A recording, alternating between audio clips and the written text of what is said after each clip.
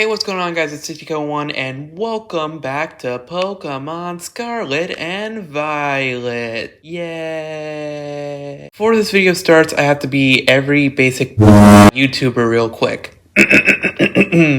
According to my analytics, 90% of my viewers are not subscribed, so let's change that by the end of the year. So in today's video, we are going to be talking about potential DLC for Pokemon Scarlet and Violet, plus the theories around a third legendary within the game. If you don't know what I mean when I say a third legendary, then let me explain. In pretty much every single Pokemon game, there's always been at the very least 3 legendary Pokemons tied to the main story. And spoiler alert, but Pokemon Scarlet and Violet so far doesn't have that. Spoiler alert, but the only legendary Pokemon we have tied to the main story in Scarlet and Violet are either 2 copies of Miraidon, if you have Pokemon Violet, and 2 copies of Koraidon for Scarlet. So weirdly, there seems to be a legendary missing, but it is hinted at a lot in the game if you know where to look. If you go to the Academy and go to this bookshelf, you'll see a little red book. Or purple if you unfortunately picked Violet. And this book is the Scarlet book for Scarlet players, or the Violet book for Pokemon Violet players. And yes, it's the same book that Professor Sada and Turo took to heart. As you can see, there are a lot of pages within this book, but there are 2 pages in particular that really stand out. One of them being the Imagined Pokemon. Now, for the Imagined Pokemon page, it's different for Pokemon Scarlet and Violet, but for Scarlet at least, it seems to have a picture of what looks to be a fusion between the 3 legendary dogs, Suicune, Entei, and Raikou. Now this page is interesting, especially when you consider, as far as we can tell, the legendary dogs have never been fused together. So the fact that this page shows a fusion between the 3 legendary dogs is very interesting to say the least. And if you picked Violet, this will be a different picture. In the Violet book, the Imagined Pokemon is a 3-way fusion between Obalion, Terrakion, and Verizon Wireless. And like the 3 legendary dogs, the 3 legendary swords have never been fused together as far as their lore is concerned. So again, why these triple fusions seem to be in the Scarlet and Violet books, and the reason that they're version exclusive is definitely something to note. And the second page you want to look at is a page that's hard to read because, well, the page is kind of hard to make out, but essentially it's talking about a Pokemon who lives within the depths of Area 0. And weirdly enough, that's not the only hint we've had at a Pokemon specifically matching that description. If you go to Research Station number 4 within the Great Crater, you can find this book that's just laying open. I need more people, more time. That man walked out not long after the boy was born. I need another set of hands, but could they be trusted? And how long would it take them to even understand? If only there were 2 of me. This is the wrong book. 1 eternity later. Okay, my mistake. The book you want to look for is in Research Station 1, not 4. We've determined that this energy crystallization is linked to the being we call the interlocking hexagonal plates that compromise Blank's shell must somehow cause this phenomenon, which I've dubbed Terastillizing.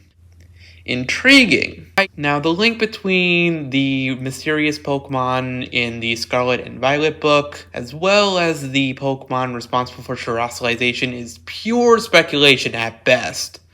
But I do believe these 2 are connected, mainly due to the fact that, well, like the book, the Pokemon's name was redacted. And since it most likely originated from the Area 0, there's a good chance it might be the same Pokemon. On top of that, here's something to think about. Who injured ARVEN'S MABOSSTIFF?